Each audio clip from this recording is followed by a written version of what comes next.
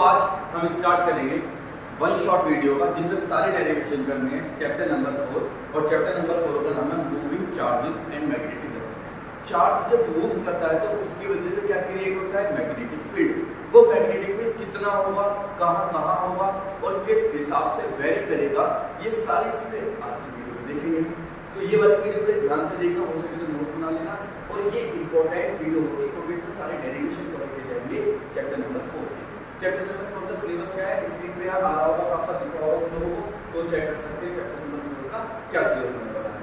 तो फिलहाल हम स्टार्ट करते हैं चैप्टर नंबर 4 और जिसका नाम है मूविंग चार्जेस एंड मैग्नेटिज्म। तो सबसे पहली चीज अगर हम बात करें चैप्टर 4 तो सबसे पहली बात आती है क्या, बायो-सेवर्ट लॉ, है ना। बायो-सेवर्ट एक साइंटिस्ट थे जिन्होंने आइडिया दिया मैग्नेटिक फील्ड की इंटेंसिटी को लेकर के किसी भी करंट एलिमेंट के लिए, स्मॉल वायर के लिए, स्मॉल एलिमेंट के लिए how to find intensity of magnetic field. तो उन्होंने क्या कहा, कुछ इस तरह से बताया कि मान लो हमारे पास लेंथ का वायर है और इसमें करंट फ्लो हो रही है, ठीक। अभी करंट वायर फ्लो हो रही है तो यहाँ पे वायर बहुत ड्रॉप होता है, तो इसके एक छोटा सा एलिमेंट है जिसका नाम है करंट एलिमेंट, एक बहुत जरा सा एलिमेंट है, डीएम नाम है, डीएम नाम का छोटा सा एलिमेंट है। अब यहाँ से r डिस्टेंस पर एक पॉइंट P है जिस पर हमें मैग्नेटिक फील्ड की इंटेंसिटी फाइंड करनी होगी। अगर ये एंगल यहाँ से थीटा बना रहा है और करंट आई फ्लो हो रही है तो मैग्नेटिक फील्ड तो बनेगा। और शेख साहब पहले क्या कह रहे हैं, हंस और शेख साहब ने क्या कहा था कि अगर किसी करंट कैरिंग कंडक्टर के पास किसी मेटलिक चीज को रखते हैं तो वो उससे अट्रैक्ट होती है, इसका मतलब current carrying conductor magnetic field बनाता है, ठीक है ना। तो वो मैग्नेटिक फील्ड कितना बनेगा, ये बायो-सेवर्ट साहब बताने वाले थे, बायो-सेवर्ट का लॉ पढ़ रहे हैं, इस लॉ से कितना मैग्नेटिक फील्ड बनेगा ये पता लगाया जा सकता है आराम से। तो हुआ क्या देखो ना, तो उन्होंने बताया बायो-सेवर्ट साहब ने कि जो इंटेंसिटी ऑफ मैग्नेटिक फील्ड है dB वो डायरेक्टली प्रोपोर्शनल है किसके, करंट I के। मैग्नेटिक फील्ड को dB से B से डिनोट करते हैं, पहला कंक्लूजन। दूसरा dB इज डायरेक्टली प्रोपोर्शनल है किसके, करंट एलिमेंट इज और तीसरी कंक्लूजन dB जो है वो डायरेक्टली प्रोपोर्शनल है sin थीटा, दोनों के बीच के एंगल पे। और फोर्थ ऑब्जर्वेशन जो dB है और directly proportional upon r square है, inversely proportional to distance between the current element to the point P where we have to find intensity of magnetic. चारों को कंबाइन किया जाएगा तो we will get dB proportional to I dl sin theta upon r square. यहां से आया करके यहां जब प्रोपोर्शनल ट्रायंगल कांस्टेंट आएगा जिसका नाम होगा क्या, mu naught upon 4 pi into I dl sin theta upon r square. यहां से ये हमारे पास करंट एलिमेंट के लिए मैग्नेटिक फील्ड का फॉर्मूला आ चुका है। करंट एलिमेंट के लिए मैग्नेटिक फील्ड का फॉर्मूला आ चुका है, ठीक है। चलिए अब अगर हम इसकी वेक्टर फॉर्म लिखेंगे तो वेक्टर फॉर्म कैसे लिखेंगे, देखो वेक्टर फॉर्म लिखने का सिंपल तरीका है। वेक्टर फॉर्म में क्या क्या होना चाहिए, मैग्नीट्यूड एंड डायरेक्शन। मैग्नीट्यूड जो खुद है, डायरेक्शन के लिए डायरेक्शन वेक्टर इंट्रोड्यूस कराना पड़ेगा, ये सही है ना। तो डायरेक्शन वेक्टर का होता है r क्या है, तो लिखेंगे b vector is equal to mu not upon 4 pi into I dl sin theta upon r square into r cap. ये करा है इंट्रोड्यूस। अब वन वेक्टर में ये d वेक्टर, तो अगर हमें इसको लिखना हो सही से तो कैसे लिखेंगे, dB capital mu not upon 4 pi I dl vector cross r cap upon r square. This is the vector form of Biot Savart, ठीक। अगर हमें r कैप को रिमूव करके r वेक्टर लिखना हो तो क्या कर सकते हैं, we know that r cap is unit vector है, its magnitude is r vector upon mod r।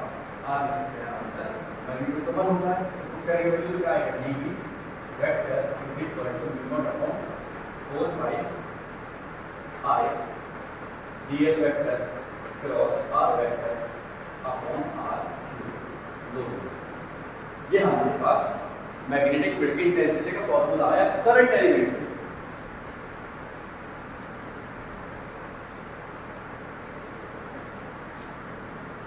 ये किसके लिए निकल के आया है, करंट एलिमेंट के लिए निकल के आया है। तो क्या हम पता लगा सकते हैं ओर्स्टेड साहब के हेल्प से। ओर्स्टेड साहब ने क्या कहा था कि भाई वायर में करंट फ्लो होने की वजह से मैग्नेटिक फील्ड बनेगा, बात सही है। अब बायो सेवर्ट ने कहा कि मैग्नेटिक फील्ड कितना बनेगा, इतना बनेगा, dB = I sin theta upon r square, ये मैग्नीट्यूड है, आंसर निकाल सकते हैं। अब अगर हमें मैग्नेटिक फील्ड की डायरेक्शन निकालनी हो तो क्या करना पड़ेगा, तो इसको करना कुछ नहीं है, वेक्टर फॉर्म से निकाल सकते हैं।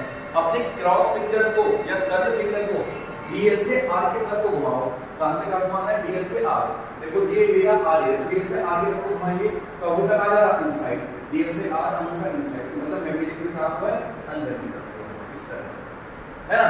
तो आराम से ऐसे कैलकुलेट कर सकते हैं, कोई दिक्कत तो है नहीं यहाँ। तो कुल मिलाकर के अगर हमें मैग्नेटिक फील्ड की इंटेंसिटी पता लगानी हो तो एक फॉर्मूला लगाएंगे, और मैग्नेटिक फील्ड की डायरेक्शन पता लगानी हो तो मान लो तुम DL और R भी कंफ्यूज हो रहे हो तो क्या होगा, तब आएगा मैक्सवेल साहब। मैक्सवेल ने अपने राइट हैंड थंब रूल दिया। मैक्सवेल साहब ने कहा कि अपने राइट हैंड के कर्ल फिंगर को और अंगूठे को इस तरह से रेज करो कि अंगूठा करंट की डायरेक्शन रखो, तो अंगूठा अगर करंट शो करेगा तो ये कर्ल फिंगर कैसे शो करेगी, मैग्नेटिक फील्ड को, है ना। जैसे कि देखो यहाँ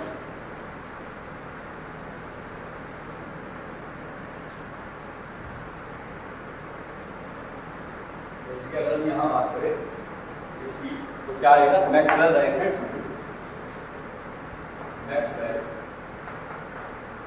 Maxwell right hand thumb rule. तो Maxwell right hand thumb rule क्या कहता है कि अगर किसी वायर की स्ट्रेट वायर में करंट फ्लो हो रही है तो क्या करो, हम उसको करंट की डायरेक्शन में कोई कर्व फिंगर मैग्नेटिक फील्ड दिखाएंगे, मतलब यहाँ क्या होगा, अंदर इनसाइड इस डायरेक्शन में, तो यहाँ क्या होगी, आउटसाइड इस तरफ को, है ना। करंट कितनी है, I है, कोई दिक्कत वाली बात नहीं है। लेकिन वही अगर क्या बताया मैंने, थंब क्या शो करेगा, थंब शो करता है करंट और कर्ल फिंगर क्या शो करेगी, मैग्नेटिक फील्ड, ठीक है। किसके लिए, for straight wire, straight wire के केस में ये है। लेकिन अगर स्ट्रेट वायर के लूप दे दे, मान लो कोई करंट कैरिंग कॉइल दे दी हमें इस तरह की, और इसमें करंट फ्लो हो रही है I ऐसे, तो अब अपने फिंगर्स को कैसे रखेंगे, अब अपने फिंगर्स को रखना मुश्किल है, तो क्या करें, अब चेंज कर दो फॉर्मूला चेंज कैसे कर सकते हैं, फॉर लूप के लिए क्या होगा पता, जो थंब है वो क्या शो करेगा, थंब शो करेगा मैग्नेटिक फील्ड, और जो कर्ल फिंगर है, कर्ल फिंगर क्या शो करेंगी, कर्ल फिंगर शो करेंगी करंट, उल्टा हो जाएगा बिल्कुल। जैसे यहाँ देखो कर्ल फिंगर का करंट ऐसे जा रही है, तो कर्ल फिंगर को ऐसे रखो, जब ऐसे रखेंगे अंगूठा कहाँ जाएगा, अंदर, ऐसे रखेंगे अंगूठा अंदर, ऐसे रखेंगे अंगूठा अंदर, और अगर करंट ऐसे आ रही होती उल्टी तो कर्ल फिंगर ऐसे रखते हैं अंगूठा बाहर। तो कुल मिलाकर के हम ऐसा आराम से कैलकुलेट कर सकते हैं मैग्नेटिक फील्ड की डायरेक्शन। ये बहुत बढ़िया बात पता चलती है यहाँ से हमें कि मैग्नेटिक फील्ड क्या होता है, ओर्स्टेड साहब ने बताया। मैग्नेटिक फील्ड कितना होता है, बायो सेवर्ट साहब ने बताया। मैग्नेटिक फील्ड की डायरेक्शन कहाँ को होती है, मैक्सवेल साहब ने बताया। मैग्नेटिक फील्ड एक वेक्टर क्वांटिटी है, इसकी यूनिट टेस्ला होती है, ये बात याद रखना। चलिए भाई, तो अब बात करते हैं बायो सेवर्ट के एप्लीकेशन की, एप्लीकेशन क्या क्या है बायो सेवर्ट के। तो इंपॉर्टेंट एप्लीकेशन है, और ये आते हैं भाई डेरिवेशन के लिए हम बात करें यहाँ, है ना, इंपॉर्टेंट डेरिवेशन है, तो यही बात करें हम एप्लीकेशन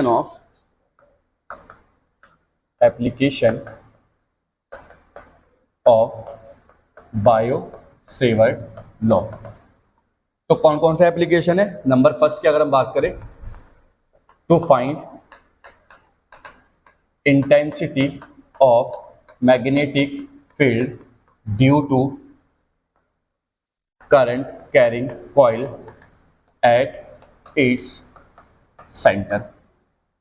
ठीक है, ये करना है भाई एक तो।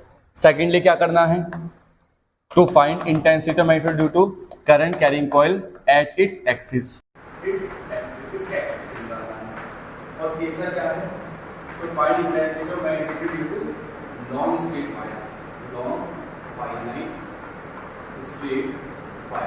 वायर। तो देखो ये तीन एप्लीकेशंस है बायो सेवर्ट लॉ के। अब इन तीन एप्लीकेशंस को हम प्रूफ करेंगे, ड्राइव करेंगे। तीनों डेरिवेशंस है, ये लास्ट वाला डेरिवेशंस इतना नहीं आता है, तो इसे हम पहले समझेंगे क्योंकि बड़ा डेरिवेशंस है। हालांकि मैं डेरिवेशन ड्राइव भी करवा देंगे, कोई ऐसी दिक्कत वाली बात नहीं है।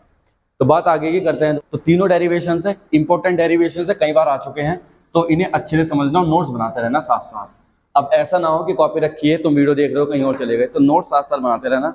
नोट्स बनाते रहोगे तो तुम्हारा भी रिवीजन हो जाएगा एक टाइप का, ठीक है। तो देखो पहली बात करते हैं हम, पहला application, to find intensity of magnetic field due to current carrying circular ring at the centre of coil के सेंटर पे हमें इंटेंसिटी ऑफ मैग्नेटिक फील्ड बतानी है, ठीक। तो देखो करना क्या है, सबसे पहले कॉइल लो, ये हमने कॉइल ले ली सर्कुलर, करंट कैरिंग कॉइल है, यहां से हमने करंट देने के लिए रास्ता छोड़ दिया, ठीक। अब मान लो इसमें करंट ऐसे रोटेट हो गई पूरी कॉइल में, ये करंट है और ये इसका सेंटर है O, और यहां से यहां तक इसकी रेडियस है A। तो what we have to do, we want to find the intensity of magnetic field at the center of the coil due to the current, ठीक। तो यहां हम क्या करेंगे, अब ये कॉइल तो बहुत बड़ी हो सकती है, कितनी भी बड़ी हो सकती है, तो क्या करेंगे, बायो-सेवर्ट लॉ की हेल्प से हम एक छोटा सा करंट एलिमेंट मानेंगे यहाँ। तो मान लो मैंने यहाँ एक छोटा सा करंट एलिमेंट लिया जिसका नाम क्या है, DL। अब तुम्हें पता है DL से R डिस्टेंस पर एक पॉइंट O है जिस पर हमें क्या फाइंड करनी है, मैग्नेटिक फील्ड। तो लगाओ, यहाँ लिखेंगे बायो-सेवर्ट लॉ। जब बायो-सेवर्ट लॉ यूज करेंगे हम, तो वो क्या कहता है कि dB is equal to mu not upon 4 pi IDL sine theta upon R square. This is the Biot Savart law, ठीक। अब R क्या चीज है, यहाँ डिस्टेंस जो कि हमने क्या ले रखी है, रेडियस A, ठीक। थीटा कितना एंगल हो सकता है, थीटा देखो किस किस के बीच का एंगल होता था, R और DL के। ये R है मतलब डिस्टेंस, और DL ये है, तो छोटा सा एलिमेंट है। तुम्हें पता है जब कोई बहुत बड़ी गोल चीज है और उसका हम छोटा सा पार्ट देखेंगे तो स्ट्रेट लाइन ही लगता है, जैसे हमारी अर्थ के कंपैरिजन में हम बहुत छोटे हैं। तो अगर हम अर्थ को सामने से देखेंगे तो हमें सीधी सड़क चलती हुई दिखाई देगी, जबकि एक्चुअल में अर्थ तो गोल है। तो ऐसा क्यों होता है, क्योंकि बहुत बड़ी चीज के लिए जब हम छोटी सी चीज लेते हैं तो उसके लिए वो स्ट्रेट लाइन की तरह फील होती है। तो ये कितने डिग्री एंगल बनाएगा, 90 डिग्री का। तो theta will be equal to 90 degree. तो put the values of all these things in equation first. तो what we will get, dB is equal to mu not upon 4 pi into I into DL sine 90 upon R square. R की value क्या है, A, तो क्या लिख देंगे यहाँ, A square लिख सकते हैं, ठीक। अब देखो जहां D आ जाता है वहां क्या करते हैं, इंटीग्रेशन करेंगे, तो लिखेंगे ऑन इंटीग्रेशन। जब हम यहाँ इंटीग्रेशन करेंगे तो क्या मिलेगा हमें, इंटीग्रेशन dB को लिखेंगे dB is equal to integration क्या आएगा, mu not upon 4 pi into IDL sine 90 की वैल्यू 1 होती है, लिखते नहीं, अपॉन A स्क्वायर। अब अंदर क्या चीज रहेगी, जो D में साथ है, D के साथ क्या है L, तो अंदर छोड़ दो DL को। dB का हो जाएगा B is equal to mu not upon 4 pi into I upon A square integration DL। अब देखो DL क्या था, एक छोटा सा एलिमेंट, इसका हम क्या कर रहे हैं, इंटीग्रेशन क्या होता है, किसी छोटी चीज का टोटल निकालना। तो इस DL का जब टोटल निकालेंगे तो क्या मिलेगा, ये पूरी लेंथ मिल जाएगी, और एक्चुअल में ये पूरी लेंथ क्या है, इस सर्कल की सरकमफेरेंस, और सर्कल की सरकमफेरेंस क्या होती है, 2 पाई R। तो we can write it as mu not upon 4 pi into I upon A square into 2 pi R। R की जगह A लिखेंगे क्योंकि हमने रेडियस को क्या कंसीडर किया है, A कंसीडर किया है। अब क्या करो, इससे इसे कैंसिल कर दो, पाई से पाई कैंसिल कर दो, 2 2 जा 4, ठीक। तो क्या बचेगा, देखो यहां, तो बचेगा B is equal to mu naught I upon 2A। This is the formula of magnetic field at the centre of current carrying coil due to the current. तो ये फॉर्मूला हम कर सकते हैं, ये एप्लीकेशन है बायो-सेवर्ट का। अब देखो मान लो ये जो कॉइल है इसका हमने एक टर्न लिया था, मान लो नंबर ऑफ टर्न्स n हो, if n number of turns are given, if n number of turns are given, तो क्या करेंगे, नंबर ऑफ टर्न्स से मल्टीप्लाई कर देंगे बस।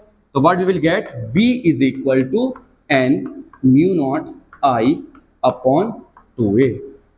लो भैया ये आ चुका हमारे पास मैग्नेटिक फील्ड की इंटेंसिटी का फॉर्मूला, किसके हेल्प से, बायो-सेवर्ट लॉ की हेल्प से। तो डेरिवेशन इंपॉर्टेंट है, या आता है कई बार बोर्ड में आ भी चुका है। अब एक बात देखो यहाँ, अब जरूरी थोड़ी ये कॉइल हमेशा गोल ही हो, क्या पता है सेमी सर्कुलर कॉइल हो या ये क्वार्टर कॉइल हो सकती है, कुछ भी हो सकता है। तो देखो हमें जनरल केस भी इसका पढ़ना पड़ेगा, कॉइल कैसी भी हो सकती है। तो हम यहाँ बात करते हैं किसकी, general case of A coil. तो देखो भैया क्या जनरल केस, जनरल केस।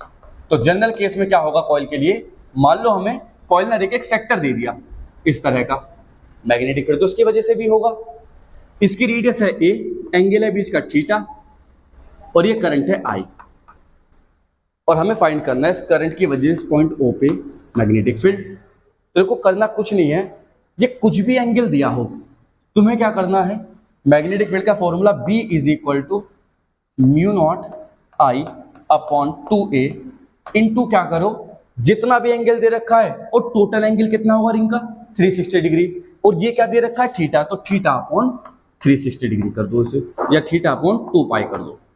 तो हमें मिलेगा B is equal to mu not I upon 2a into bracket में थीटा अपॉन 2 पाई। तो इस फॉर्मूले से हम किसी भी प्रकार के रिंग के लिए intensity of magnetic field find कर सकते हैं। जैसे मान लो सेमी सर्कुलर रिंग होती तो क्या होता है एंगल थीटा, मान लो कैसी रिंग होती सेमी सर्कुलर, तो कुछ इस तरह की होती, और ये थीटा कितना हो जाता है, ये थीटा हो जाता 180 डिग्री। अब वैल्यू पुट कर दो यहाँ पे देखो, तो what we will get B is equal to mu not I upon 2a, 180 को पाई की फॉर्म में कैसे लिखते हैं, पाई लिख देते हैं, पाई, और नीचे का चल रहा है 2 पाई, पाई से पाई कैंसिल, क्या मिलेगा mu not I upon 2 to the 4 into a. लो भाई ये मिला इंटेंसिटी ऑफ मैग्नेटिक फील्ड का फॉर्मूला किसके लिए, सेमी सर्कुलर रिंग के लिए। अब रिंग कैसी हो, मान लो रिंग हो क्वार्टर सर्कल, क्वार्टर रिंग हो, क्वार्टर रिंग के लिए क्या है ऐसे ऐसे और ये ऐसे, तो कितना एंगल बनेगा 90 डिग्री, तो 90 वैल्यू पुट कर देना आराम से और यहाँ वैल्यू आ जाएगी हमारी। तो कुल मिलाकर के किसी भी तरह की रिंग हो हम उसके सेंटर पे मैग्नेटिक फील्ड का फॉर्मूला फाइंड कर सकते हैं। ठीक, चलिए अब देखो बात करते हैं हम एप्लीकेशन नंबर 2 की, कि अगर रिंग का सेंटर पे मैग्नेटिक फील्ड ना निकाल के इसके एक्सिस पे निकालना हो तो क्या करेंगे।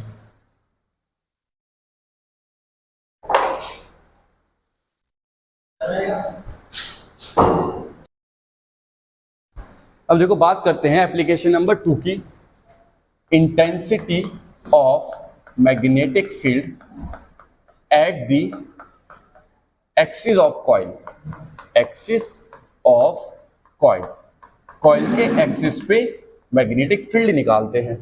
ठीक है, तो मान लो हमारे पास फिर से यहां पे एक रिंग है, ये रही भैया रिंग, सर्कुलर रिंग है, ये इसका सेंटर है O, यहां से x डिस्टेंस पर एक पॉइंट P है at which we want to find intensity of magnetic field. ये बात तो सही है, ये इसकी रेडियस कितनी है भला, मान लो a है, रेडियस कितनी है a, और इसमें जो करंट फ्लो हो रही है वो कैसे फ्लो हो रही है, इस तरह से I, ये करंट ऐसे जा रही है।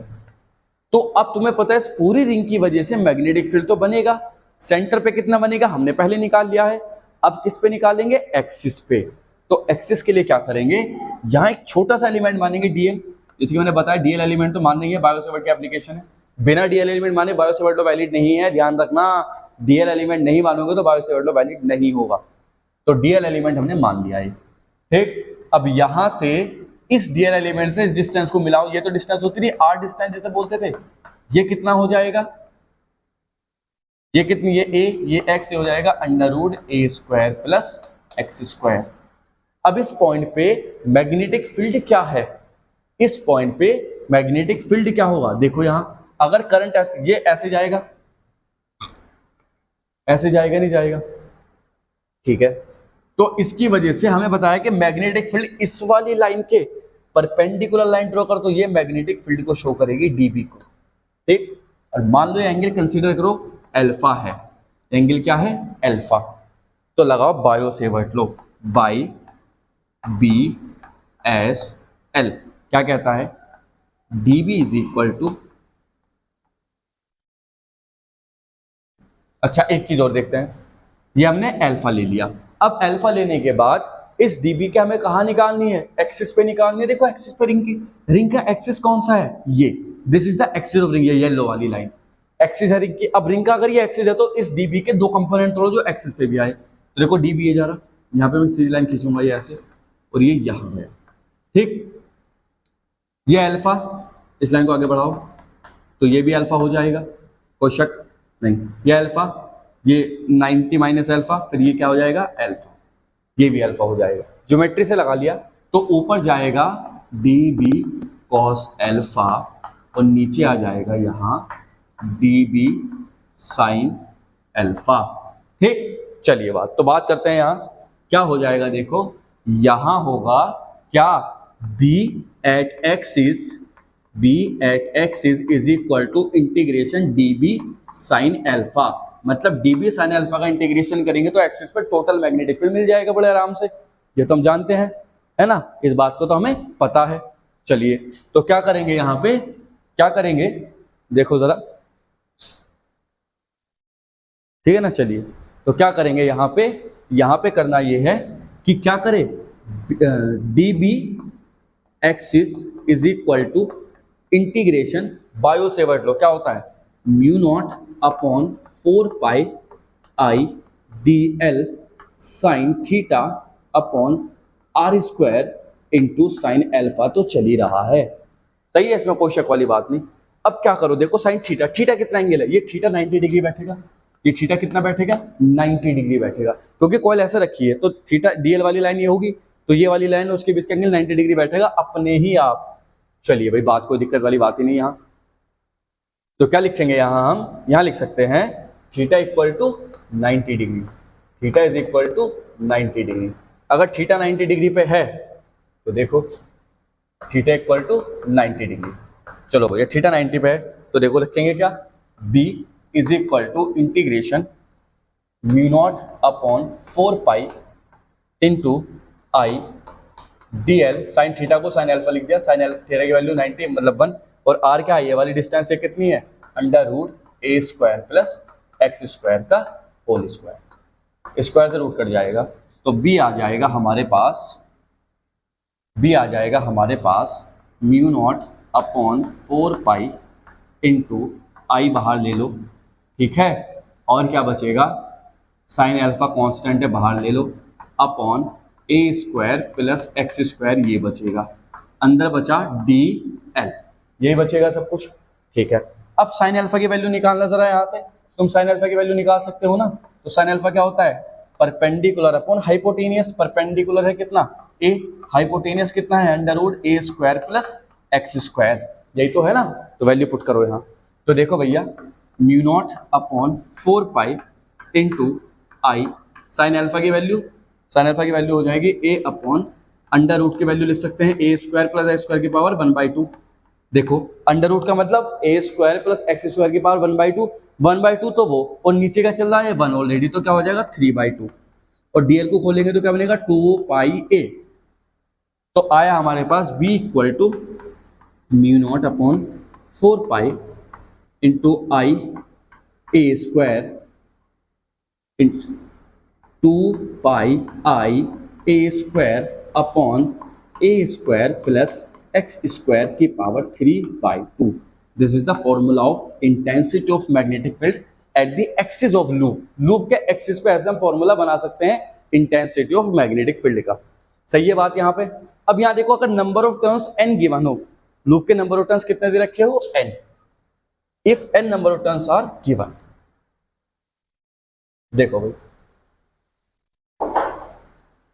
if n turns are given, n number of turns, अगर n नंबर ऑफ टर्न्स है तो क्या आ जाएगा b equal to mu not upon 4 pi, 2 pi से 2 पाई काट सकते हैं वैसे कोई दिक्कत नहीं, लेकिन ये जनरल फॉर्म है 2 pi, mu not upon 4 pi की फॉर्म में लिखना होता है, 2 pi I N A square upon A square plus x square की पावर 3/2। लो भैया ये हो चुका हमारे पास फॉर्मूला इसका, किसका आया है मैग्नेटिक फील्ड का, किसकी वजह से, लूप के एक्सिस पे।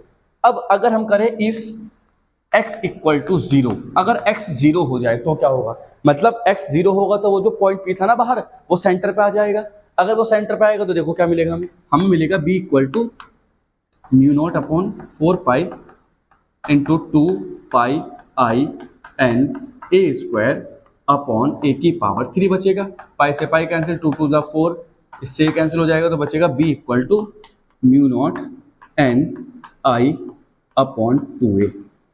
देखो क्या वही फॉर्मूला आया है मैग्नेटिक फील्ड वाला जो सेंटर पे होता था, बिल्कुल सर। तो ये फॉर्मूले हैं भैया, ये एप्लीकेशन है बायो सेवर्ट लॉ के, ये करने हैं, ये इंपॉर्टेंट है भाई, इन्हें छोड़ना नहीं है, ठीक है, इन्हें छोड़ना नहीं है, करने हैं, ये इंपॉर्टेंट एप्लीकेशन होते हैं। चलिए भाई खैर, और देखो अब क्या बात करते हैं, अब बात करेंगे किसकी, magnetic field due to straight wire. अब स्ट्रेट वायर तो है नहीं सिलेबस में, शायद वो निकल चुका है। तो देखो ये एप्लीकेशन थे बायो सेवर्ट लॉ के। अब हम बात करते हैं किसकी, application of ampere. Ampere circular law क्या होता है, जब बायो सेवर्ट सर ने हमें मैग्नेटिक फील्ड निकालने के लिए तरीके दिए कि भाई इंटेंसिटी ऑफ मैग्नेटिक फील्ड ऐसे फाइंड की जा सकती है, तो उन्हीं के बाद एम्पियर साहब आए और एम्पियर साहब ने क्या बताया कि भाई बायो सेवर्ट लॉ के जो तरीके हैं है तो सही, लेकिन थोड़े लेंथी है।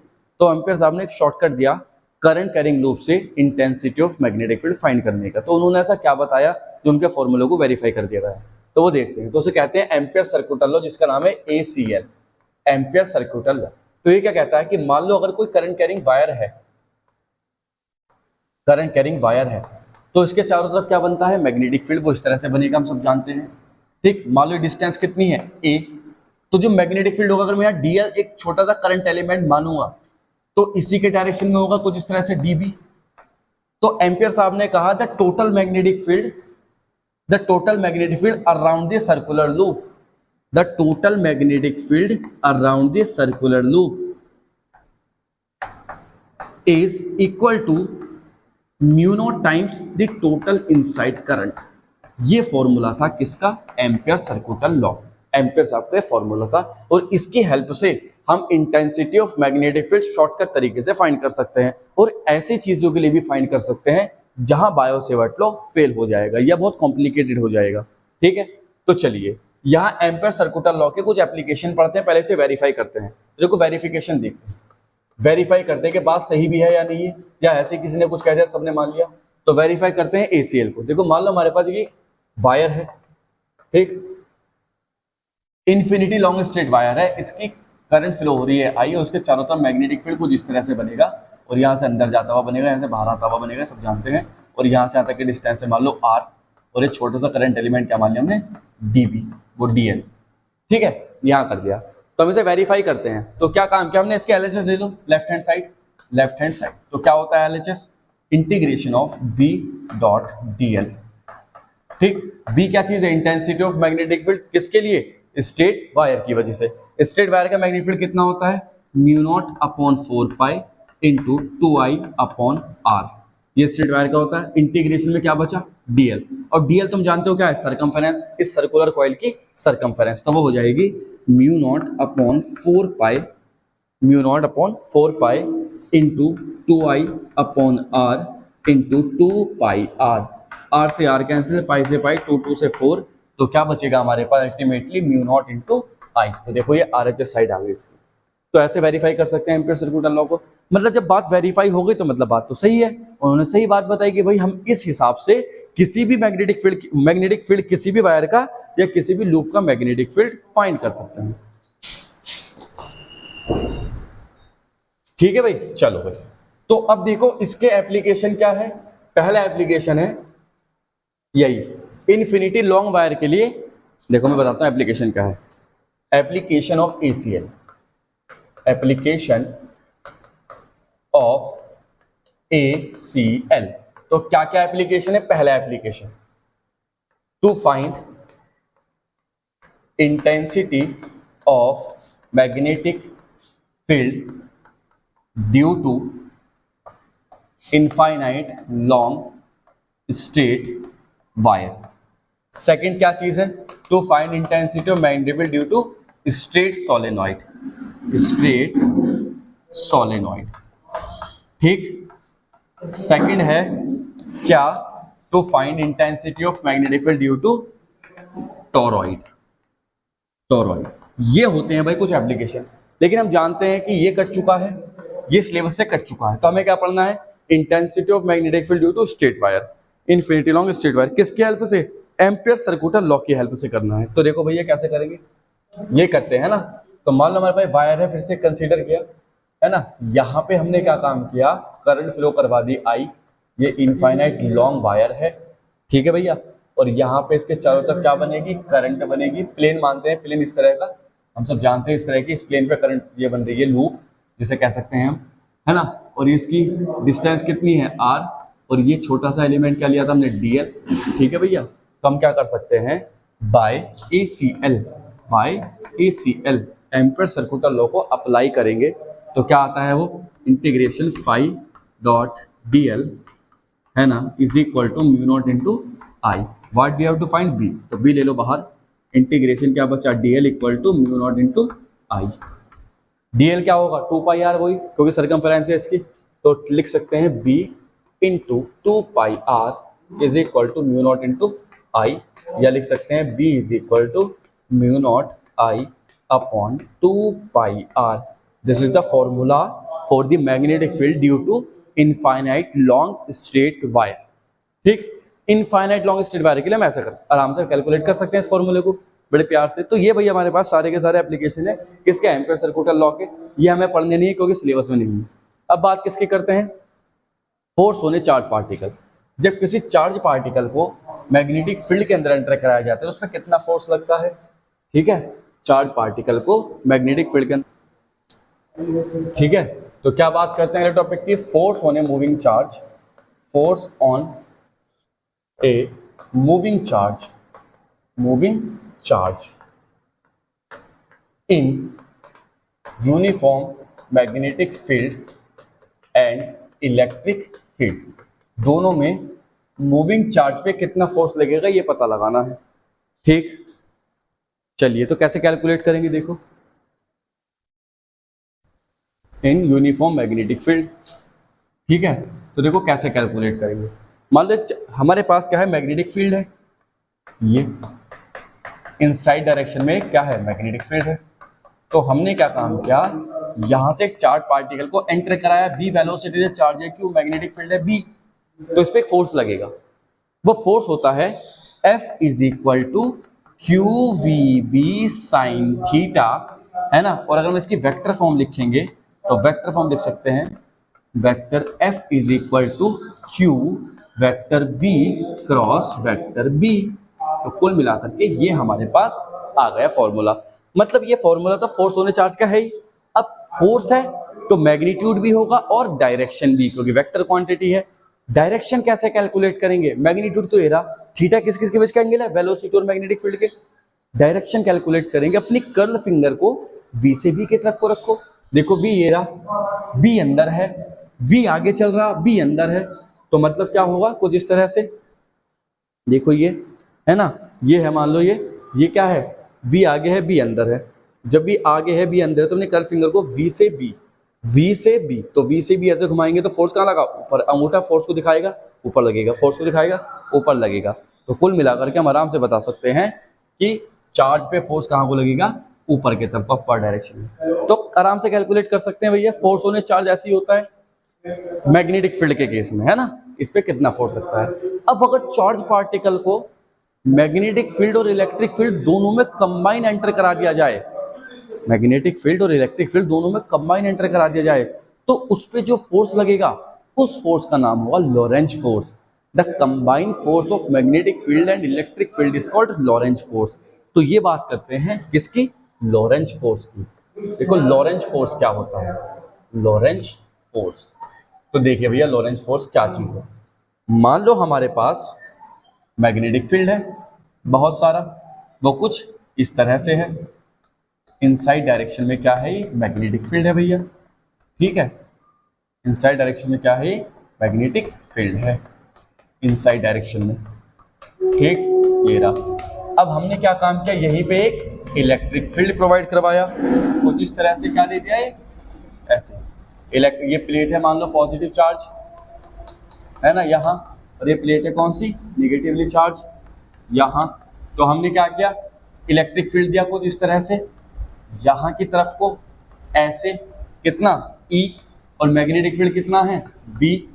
तो हमने कोई जब चार्ज पार्टिकल को इसके अंदर एंटर कराया V वेलोसिटी से, तो तुम साफ साफ देख पा रहे होंगे कि जो V है वो परपेंडिकुलर है B के और परपेंडिकुलर है E के, क्योंकि E नीचे को आ रहा, B अंदर को जा रहा, B आगे को आ रहा। तो तीनों चीजें कुछ इस तरह से है, देखो है ना।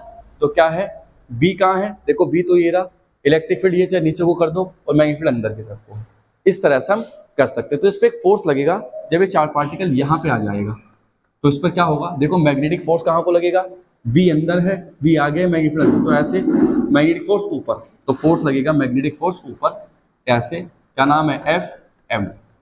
अब इलेक्ट्रिक फोर्स कहाँ लगेगा, इलेक्ट्रिक फील्ड कहाँ है, पॉजिटिव से निगेटिव, तो ये निगेटिव चार्ज पार्ट, ये पॉजिटिव चार्ज पार्टिकल निगेटिव तक को भागेगा नीचे की तरफ को ऐसे, है ना, ये लगेगा कौन सा फोर्स, एफ इलेक्ट्रिक, ठीक। तो इन दोनों के कॉम्बिनेशन को क्या बोलते हैं, लॉरेंज फोर्स। तो we can write it as F L is equal to F M plus F E. लो भैया ये फोर्स लगा लॉरेंज फोर्स, ठीक है।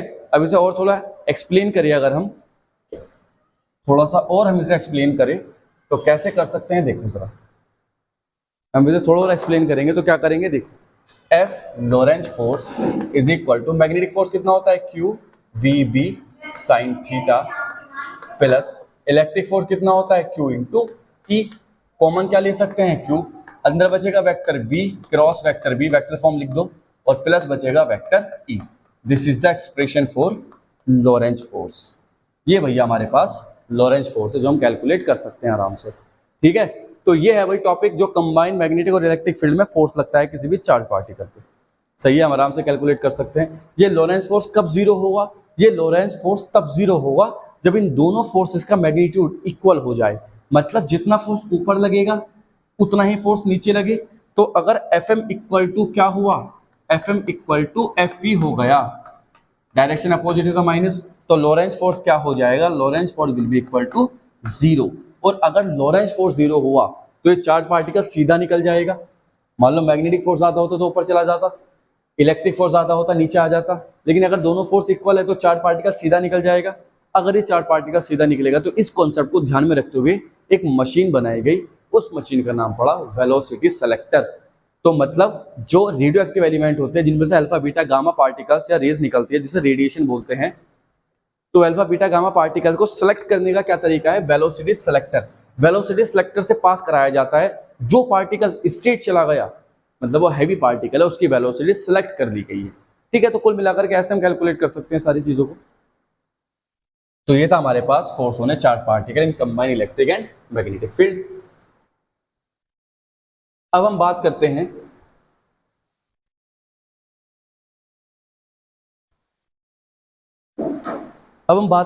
Force on a current. Topic number 3, force on a current. Force on a current मतलब जब किसी wire में करंट फ्लो हो रही है और उस वायर को मैग्नेटिक फील्ड में रखा जाए तब उस पर भी एक फोर्स लगेगा।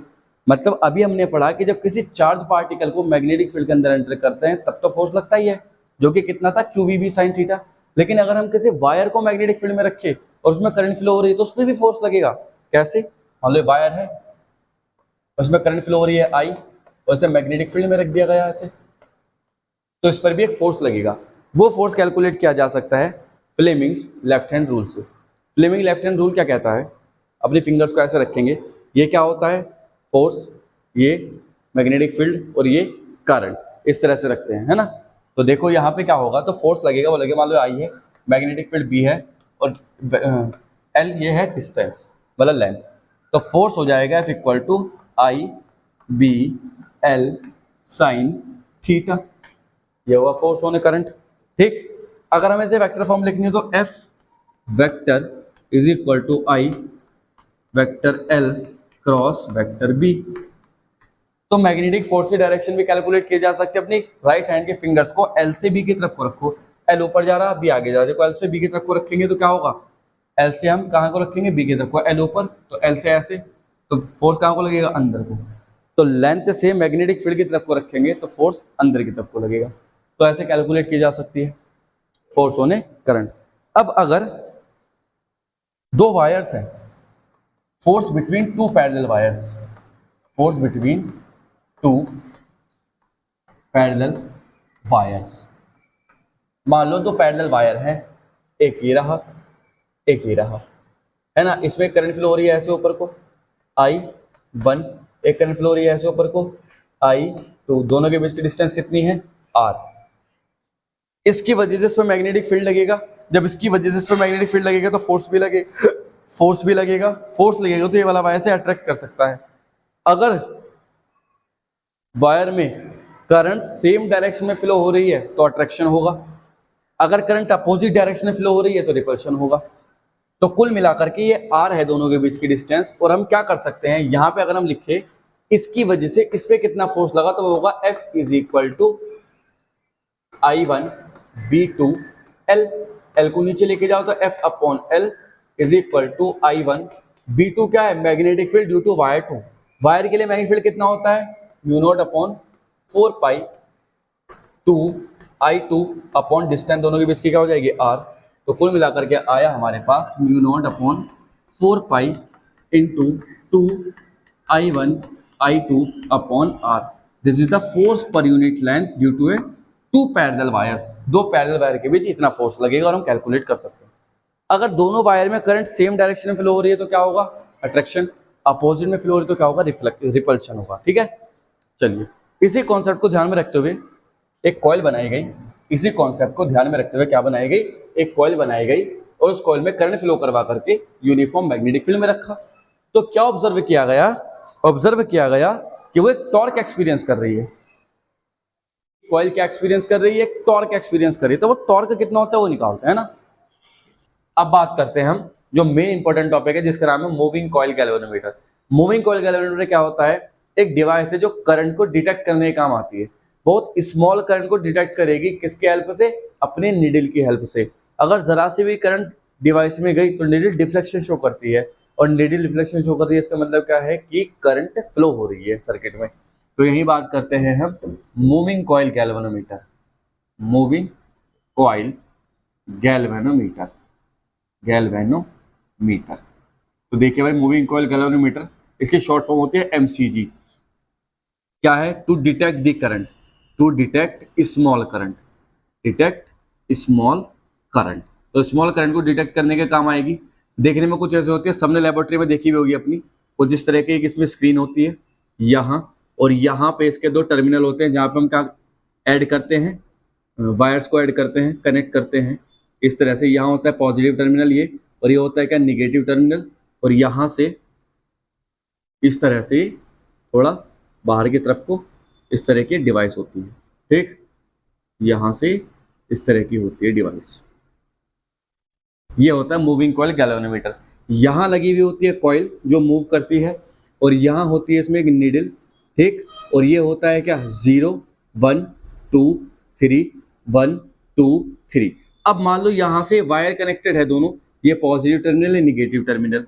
हमने क्या काम किया, यहाँ से किसी बैटरी को कनेक्ट किया। जैसे ही हम बैटरी को कनेक्ट करेंगे तो बैटरी से करंट निकल करके इसमें जाएगी डिवाइस में, तो ये कॉइल डिफ्लेक्शन शो करेगी, मतलब कॉइल की नीडल या तो इस तरफ हो जाएगी या इस तरफ हो जाएगी। तो ये डिफ्लेक्शन क्या रिप्रेजेंट करता है, ये डिफ्लेक्शन रिप्रेजेंट करता है कि सर्किट हैज करंट, सर्किट के पास करंट है। तो किस प्रिंसिपल पे वर्क करेगा ये, है ना, और इसकी वर्किंग क्या है, और कैसे इसकी सेंसिटिविटी को हम इंक्रीज या डिक्रीज कर सकते हैं, तो ये बातें करते हैं। तो यहीं पे बात करते हैं इसकी जो मेन इसका प्रिंसिपल है वो ये है। प्रिंसिपल क्या होगा मूविंग कॉइल गैल्वेनोमीटर का, when a current carrying coil, when a current carrying coil placed in a uniform magnetic field, in a uniform magnetic field, it experience a torque। ये किसको एक्सपीरियंस करेगी, टॉर्क को experience करेगी। ठीक है बात, चलिए तो कैसा होता है, कुछ इस तरह से सिस्टम है इसका। देखो ये हमारे पास ये नॉर्थ पोल होता है, और ये कौन सा पोल होता है, साउथ पोल होता है मैग्नेट का। यहाँ नॉर्थ से साउथ क्या चलती है, मैग्नेटिक फील्ड लाइंस कुछ इस तरह से चलती है, और यहीं पे हमने क्या रखा, एक कॉइल को रख दिया। अब ये current carrying coil deflection show करेगी, ये करंट कैरिंग कॉइल क्या शो करेगी, डिफ्लेक्शन। देखो ये करंट आई है और ये करंट आई है। अब हम क्या करेंगे, फ्लेमिंग्स लेफ्ट हैंड रूल से क्या करते हैं, फ्लेमिंग लेफ्ट हैंड रूल क्या कहता है कि ये उंगली क्या होती है, मैग्नेटिक फील्ड, ये करंट और ये फोर्स। तो देखो करंट कहाँ है, ऊपर, मैग्नेटिक फील्ड कहाँ है, यहाँ तो फोर्स कहाँ लगेगा, अंदर। लेकिन यहीं पे क्या लगेगा, करंट नीचे जा रही है, मैग्नेटिक फील्ड अभी वहीं, फोर्स कहाँ लगेगा, बाहर। अब ये अंदर लग रहा है बाहर, तो क्या होगा, कॉइल रोटेट कर जाएगी। जैसे मान लो हमारे पास ये बुक है, इस बुक पे क्या होगा, एक फोर्स अंदर लग रहा है, एक फोर्स कहाँ लग रहा है, बाहर की तरफ को। तो बुक क्या करेगी, एक रोटेट कर जाएगी ऐसे, और इसी रोटेशन की वजह से क्या डेवलप होगा, इसके अंदर टॉर्क डेवलप हो जाएगा। ठीक है, तो चलो भाई वो टॉर्क कितना है, देखो इस नीडल को हम कनेक्ट करते हैं कैसे, यहां से तो कनेक्ट होती है एक नीडल। चलो इसको मैं ऐसा डायग्राम बनाता हूं, यहाँ देखो इस तरह से, ये नॉर्थ और ये साउथ, ये कुछ इस तरह से मैग्नेटिक फील्ड होता है यूनिफॉर्म। हमने यहाँ पे कॉइल को इस तरह से रख दिया, है ना, मतलब ये तुम्हारे सामने डायग्राम में मैंने इसे ऐसे कर दिया तुम्हारे सामने को, जैसे मतलब ये कॉइल ऐसे रखी है और मैंने इसे ऐसे रिप्रेजेंट कर दिया, तो तुम्हें ये हिस्सा दिखाई देगा ना केवल, है ना। तो देखो ये वो हिस्सा है कॉइल का इसका, ठीक, यहाँ से ये वाला हिस्सा कॉइल का है, ठीक। अब यहाँ से कनेक्टेड होती है नीडल, ये रही ऊपर, ये वाले जो नीडल है ये इस कॉइल से ऐसा कनेक्टेड है। एक्चुअल में कॉइल कैसी होती है, देखो एक्चुअल में कॉइल ये होती है,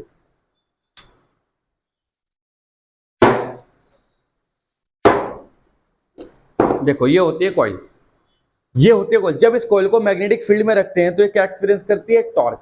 तो यहां कनेक्टेड होती है नीडल, गैल्वेनोमीटर की इस तरह की नीडल कनेक्टेड होती है। देखो जैसे ये वाली नीडल, मान लो ये मार्कर एक नीडल है, अब जैसे ही हम इसके अंदर करंट फ्लो कराएंगे डिफ्लेक्शन शो करेगी, तो ऐसे घूम जाएगी या ऐसे घूम जाएगी।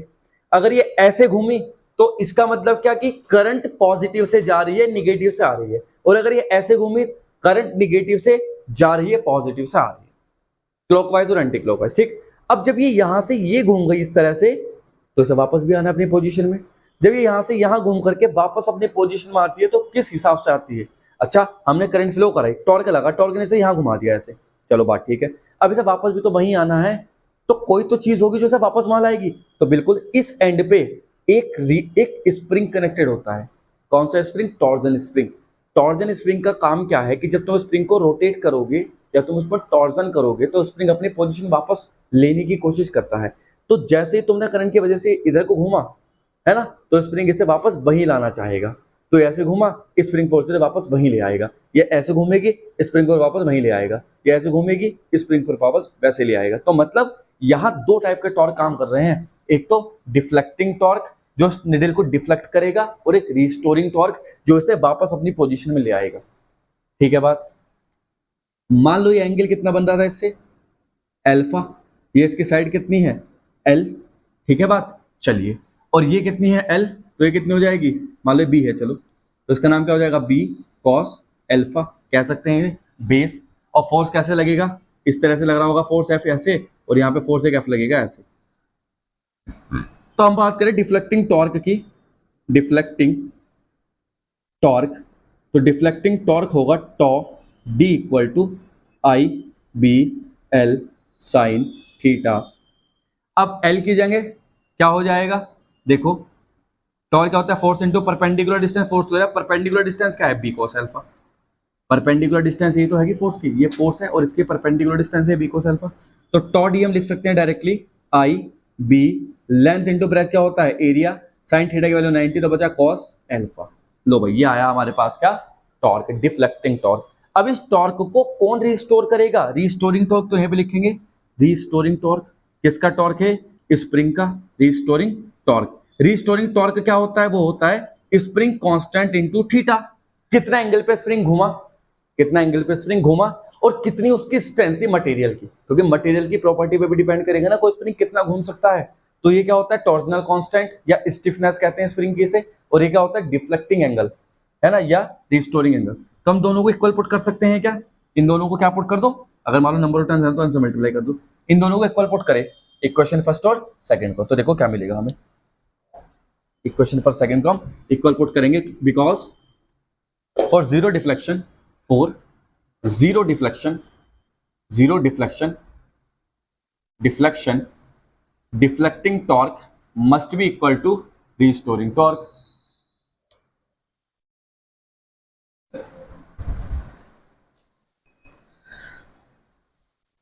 तो भैया क्या होगा, deflecting torque must be equal to क्या होना चाहिए, रिस्टोरिंग टॉर्क। तो देखो डिफ्लेक्टिंग टॉर्क कितना है, N I B A cos alpha is equal to K into theta. हमें करंट, देखो करंट क्या चीज है, जितना डिफ्लेक्शन होगा करंट के हिसाब से ही तो होगा। अगर करंट स्मॉल है तो स्मॉल डिफ्लेक्शन होगा। मतलब हमें जो प्रूफ करना है गैल्वेनोमीटर में, वो क्या करना होता है, linear scale deflection. Linear scale deflection का मतलब होता है I must be proportional to theta होना चाहिए। मतलब जैसे जैसे करंट इंक्रीज होगी डिफ्लेक्शन एंगल इंक्रीज होगा। अगर तुमने इस हिसाब से गैल्वेनोमीटर को डिजाइन किया तो galvanometer will be perfect, galvanometer perfect quality का बनेगा, उसकी सेंसिटिविटी बहुत हाई हो जाएगी। यहां देखिएगा क्या होगा, हमें करंटली तो ये रिलेशन डेवलप करना है ना, इसे ध्यान में रखो। अब करंट को अकेला छोड़ो, तो I should be equal to K upon N B A cos alpha into theta. K torsional constant, spring की प्रॉपर्टी है, कांस्टेंट रहेगी हमेशा, ठीक। नंबर ऑफ टर्न्स कांस्टेंट रहेंगे, मैग्नेटिक फील्ड कांस्टेंट रहेगा, एरिया कांस्टेंट रहेगा। क्या अल्फा कांस्टेंट है? नहीं, क्योंकि कॉइल ये ऐसे घूमेगी, रोटेट करेगी, तो अल्फा लगातार बदलता रहेगा, वेरिएबल अल्फा है। तो कुल मिलाकर के हम यहां लगा सकते हैं I proportional to theta upon cos alpha. लो भाई, ये तो गड़बड़ हो गई। ये क्या गड़बड़ हो गई कि हम क्या प्रूफ करना चाह रहे थे, आई प्रोपोर्शनल टू थीटा, और प्रूफ क्या हो गया, I proportional to theta upon cos alpha. मतलब एंगल पे डिपेंड कर रहा है अभी भी करंट किस पे डिपेंड कर रही है, इस कॉइल के एंगल पे, जबकि डिपेंड किस पे करना चाहिए था, स्प्रिंग के एंगल पे। तो अब क्या किया जाए, ये तो गड़बड़ हो गई। तो ये प्रॉब्लम चलती रही गैल्वेनोमीटर में, मतलब गैल्वेनोमीटर की जो सेंसिटिविटी है वो हाई नहीं हो पा रही थी। तब इंजीनियर्स ने क्या काम किया, उन्होंने देखा कि कोई कमी है अभी, तो उन्होंने क्या काम किया, मैग्नेट की शेप चेंज करने की सोची कि यार इस मैग्नेट की शेप चेंज करो, और ये जो हमने प्लेन मैग्नेट लगाई है इन्हें हटा करके स्फेरिकल मैग्नेट लगाओ या रेडियल मैग्नेटिक फील्ड प्रोवाइड करवाओ। तो देखो यहां से एक नया ही चमत्कार हुआ जब उन्होंने रेडियल मैग्नेटिक फील्ड लगाया। तो रेडियल मैग्नेटिक फील्ड कैसे लगाया लिखेंगे, providing radial magnetic field, radial magnetic field लगाया भैया। तो देखो रेडियल मैग्नेटिक फील्ड कैसे लगाया, मतलब उन्होंने दो मैग्नेट बनाई, एक ऐसी, ये वाली बिल्कुल इस तरह से, और एक इस तरह से ये वाली। ये पोल क्या नाम दिया, नॉर्थ, ये पोल क्या नाम दिया, साउथ। ये थी वही नीडल जो ऊपर की तरफ को लगी हुई है, ठीक है। और कॉइल यहाँ पे इस तरह से हमने लो, यहाँ पे ये इस तरह से हमने रोटेट करवा दी इस तरह से। अब चूंकि मैग्नेटिक फील्ड पहले लाइन सीधी चल रही थी, अब कैसे चलेंगे, मैग्नेटिक फील्ड लाइन चलेगी कैसे, नॉर्थ से साउथ, कोई ऐसे जाएगी, नॉर्थ से साउथ, कोई ऐसे जाएगी इस एंड टू इस एंड, कोई ऐसे जाएगी इस एंड टू इस एंड, कोई ऐसे जाएगी, कोई ऐसे जाएगी, चलेगी नॉर्थ से साउथ ही, कोई ऐसे जाएगी, कोई ऐसे जाएगी। अब एक बात बताओ ध्यान से, स्प्रिंग पीछे लगा हुआ है कॉइल के, है ना, ये जैसे कॉइल है, यहाँ ये नीडल है, और स्प्रिंग कहाँ लगा हुआ है, पीछे की तरफ को यहाँ, क्योंकि जब ये नीडल रोटेट होगी तो ये वापस ले आएगा स्प्रिंग उसे, है ना। अब एक बात बताओ, जब ये कॉइल रोटेट करेगी, डिफ्लेक्ट होगी, तो क्या कोई ना कोई मैग्नेटिक फील्ड लाइन ऐसी जरूर मिलेगी जो इसके ऊपर ओवरलैप कर रही होगी। जैसे मान लो कॉइल है, ये यहाँ है, और ये ऐसे हुई, तो मैग्नेटिक फील्ड लाइन देखो ये वाली इसके ऊपर ओवरलैप कर रही है, हॉरिजॉन्टल वाली, फिर वो रोटेट हुई ऐसे, अब ये वाली मैग्नेटिक फील्ड लाइन रोटेट वो ओवरलैप कर रही है, ऐसे रोटेट हुई तो ये वाली मैग्नेटिक फील्ड लाइन ओवरलैप करने लगी, और ऐसे रोटेट हुई तो ये वाली मैग्नेटिक फील्ड लाइन ओवरलैप करने लगी। मतलब ऐसे करोड़ों मैग्नेटिक फील्ड लाइंस है, और इसका जो क्या हो सकता है, रोटेशन हो सकता है, वो भी करोड़ों एंगल पे हो सकता है, 0.1 0.2 ऐसे करते करते कितने भी हो सकता है। तो कोई ना कोई मैग्नेटिक फील्ड लाइन हमेशा ऐसी रहेगी जिसके ऊपर ओवरलैप रहेगी, और ओवरलैप रही तो वो जो अल्फा हमने माना था वो क्या होगा, हमेशा यहाँ जीरो, क्योंकि दोनों लाइनें पैरेलल लाइन का एंगल कितना होगा, जीरो। अब अल्फा जीरो पुट कर दो, तो I is equal to theta upon cos alpha, मतलब कॉस जीरो, या आई प्रोपोर्शनल टू थीटा। लो भैया हमने अचीव कर लिया, क्या हमने क्या अचीव कर दिया, लीनियर स्केल अचीव कर दी। कहने का मतलब ये हुआ कि ये जो मैग्नेटिक फील्ड की कमी चल रही थी, हमने जो I proportional to theta upon cos alpha निकाला था, ये गड़बड़ क्यों थी, क्योंकि हमने मैग्नेट कौन सी ली, प्लेन मैग्नेट। अब हमने रेडियल मैग्नेट रख दी प्लेन मैग्नेट की जगह, तो हमें लीनियर स्केल मिल गया। तो एक क्वेश्चन भी आ जाता है कि भाई हम रेडियल मैग्नेटिक फील्ड क्यों यूज करते हैं गैल्वेनोमीटर में, तो रीजन सीधा सा है, to achieve linear scale deflection we use spherical magnets या रेडियल मैग्नेटिक फील्ड। ठीक है, चलिए अब देखो यहीं पे अगर मैं इस प्रोपोर्शनल के साइन को हटाऊंगा तो क्या आएगा, कांस्टेंट। उस कांस्टेंट का नाम क्या है, के अपॉन एन बी ए, ठीक है, थीटा, और इस चीज को कह सकते हैं कैपिटल जी, और इस जी का नाम होता है क्या, galvanometer constant, galvanometer constant, galvanometer constant. ठीक है, तो लिख सकते हैं I is equal to G into theta. लो भैया ये आया हमारे पास पूरा का पूरा गैल्वेनोमीटर का सारांश, कहानी पूरी। अब मेन बात क्या है, इस गैल्वेनोमीटर की दो टाइप की सेंसिटिविटी होती है, एक तो करंट सेंसिटिविटी, एक वोल्टेज सेंसिटिविटी। करंट सेंसिटिविटी क्या है, वोल्टेज सेंसिटिविटी क्या है, एक बार बताओ। सेंसिटिविटी क्या होती है, जब हम कभी कभी पानी पीते हैं तो हमारे दांतों में बहुत तेज दर्द होता है, उसे सेंसिटिविटी बोलते हैं। मतलब कोई चीज कितनी सेंसिबल है, कोई चीज कितनी सेंसिबल है, जैसे हम इसमें करंट फ्लो कराए, तो इसकी नीडल एकदम से डिफ्लेक्ट होनी चाहिए, तब तो ये सेंसिटिविटी हाई है। और मान लो हमने करंट करवाई 1 सेकंड पहले और 5 सेकंड बाद डिफ्लेक्शन शो हो रहा, तो कोई फायदा है ऐसे गैल्वेनोमीटर का? हमें गैल्वेनोमीटर वो चाहिए जो इंस्टेंट रिजल्ट दे, और वो इंस्टेंट रिजल्ट कब देगा? जब उसकी सेंसिटिविटी काफी हाई होगी। तो करंट सेंसिटिविटी और वोल्टेज सेंसिटिविटी दोनों टाइप के सेंसिटिविटी हाई होनी चाहिए, जिसकी वजह से हमें क्या मिलेगा? जिसकी वजह से हमें परफेक्ट गैल्वेनोमीटर मिलेगा। तो यहां हम बात करते हैं करंट सेंसिटिविटी और वोल्टेज सेंसिटिविटी की कि क्या है। चलिए भाई, तो बात करते हैं किसकी? Current sensitivity. Current sensitivity, sensitivity. देखो करंट सेंसिटिविटी क्या होती है, एक बात बताओ। मान लो ये नीडल है और यहाँ पे ये रखी है ऐसे, ये 0, ये 1 2 3 1 2 3, अब ये यहाँ डिफ्लेक्ट हुई ऐसे करंट जाने में, तो मान लो कितना एंगल डिफ्लेक्ट हुई? थीटा एंगल डिफ्लेक्ट हुई। तो deflection per unit current, deflection per unit current is called current sensitivity. मतलब जैसे तुमने करंट फ्लो करा, ये डिफ्लेक्शन कितना शो हुआ? मतलब 1 एम्पीयर की करंट है तो 1 डिग्री का डिफ्लेक्शन हुआ, एज्यूम कर लो। या 2 एम्पीयर की करंट है, 2 डिग्री का डिफ्लेक्शन शो हुआ, तो इसका मतलब deflection per unit current is called current sensitivity. तो current sensitivity can be written as deflection per unit current. इसकी यूनिट क्या हो जाएगी? क्या होगी? रेडियन पर एम्पियर। ठीक है, deflection per unit current, deflection को क्या कह रखे हैं? थीटा कह सकते हैं हम। ठीक, हम जानते हैं क्या? I is equal to K upon N B A into theta. तो यहां से निकाल लो थीटा अपॉन आई क्या हो जाएगा भला? एन बी ए अपॉन के। वैल्यू पुट करो तो करंट सेंसिटिविटी क्या आ जाएगी?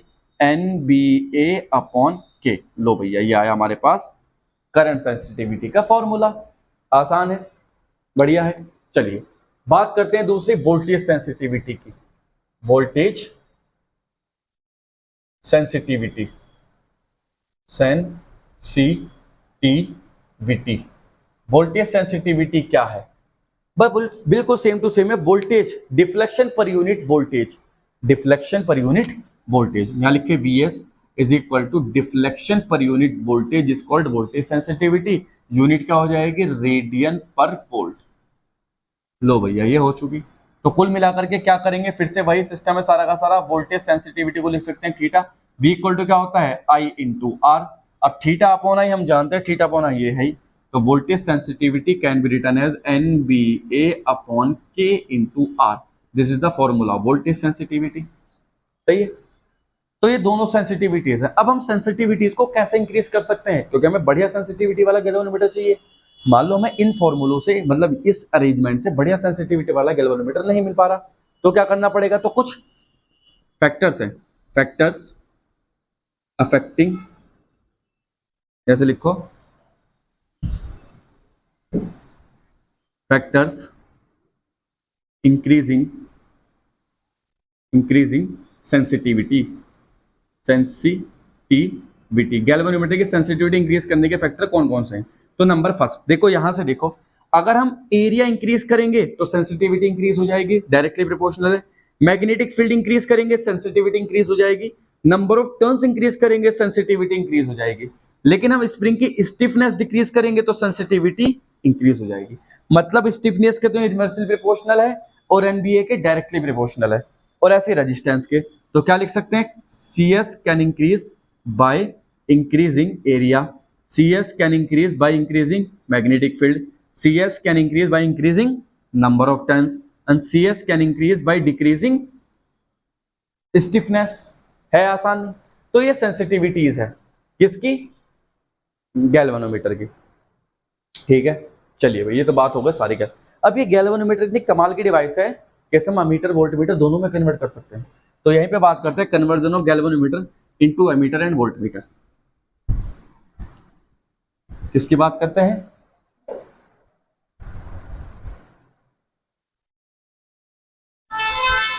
बात करते हैं conversion of galvanometer, conversion of galvanometer. तो पहला क्या लिखेंगे? In ammeter, in ammeter. इसे एमीटर में कन्वर्ट करते हैं पहले। ठीक है, एमीटर में कन्वर्ट करने के लिए क्या करना पड़ेगा? अगर किसी गैल्वेनोमीटर को एमीटर में कन्वर्ट करना है तो कुछ नहीं करना, इस गैल्वेनोमीटर के पैरेलल में एक शंट रेजिस्टेंस जोड़ दो। शंट रेजिस्टेंस का मतलब होता है स्मॉल रेजिस्टेंस एस, जी जोड़ा। मान लो यहां से करंट जा रही थी आई, तो यहाँ कितनी जाएगी गैल्वेनोमीटर में जाएगी आई जी, उसमें कितनी गई आई माइनस आई जी। लो भैया, अब क्वेश्चन ये होता है कि सर कितना रेजिस्टेंस जोड़ना चाहिए, वैसे तो स्मॉल हो लेकिन कोई वैल्यू तो पता हो, तो वैल्यू निकाल लो किरचॉफ लॉ लगा के। अगर देखो वी इक्वल टू क्या लगा सकते हैं, आई आर लगा सकते हैं हम। वी कितना है, वोल्टेज ड्रॉप कितने हुए हैं, I G into capital G equal to है कितने हुए, I minus I G into R की देंगे क्या है यहाँ एस। तो यहाँ से हम क्या निकाल सकते हैं, S S equal to formula हो जाएगा I G into G upon I minus I G, where क्या एस क्या जी क्या चीज है, क्या जी क्या चीज है, रेजिस्टेंस ऑफ गैल्वेनोमीटर है, ये मत सुना गैल्वेनोमीटर कांस्टेंट है, रेजिस्टेंस ऑफ गैल्वेनोमीटर। आई जी क्या है, गैल्वेनोमीटर करंट, इस तरह से है ना। तो छोड़ दिया लो, गैल्वेनोमीटर किस में कन्वर्ट हो चुका, एमीटर में। ऐसे ही अगर हमें वोल्टमीटर में कन्वर्ट करना हो, इन वोल्टमीटर वोल्टमीटर में कन्वर्ट करने के लिए क्या करेंगे, अब क्या करेंगे, ये तो स्मॉल रेजिस्टेंस था, स्मॉल रेजिस्टेंस पैरेलल में हमेशा क्या जोड़ेंगे, स्मॉल रेजिस्टेंस। और गैल्वेनोमीटर को वोल्टमीटर में कन्वर्ट करने के लिए क्या करो, सीरीज में क्या जोड़ दो, एक हाई रेजिस्टेंस कनेक्ट कर दो कैपिटल आर।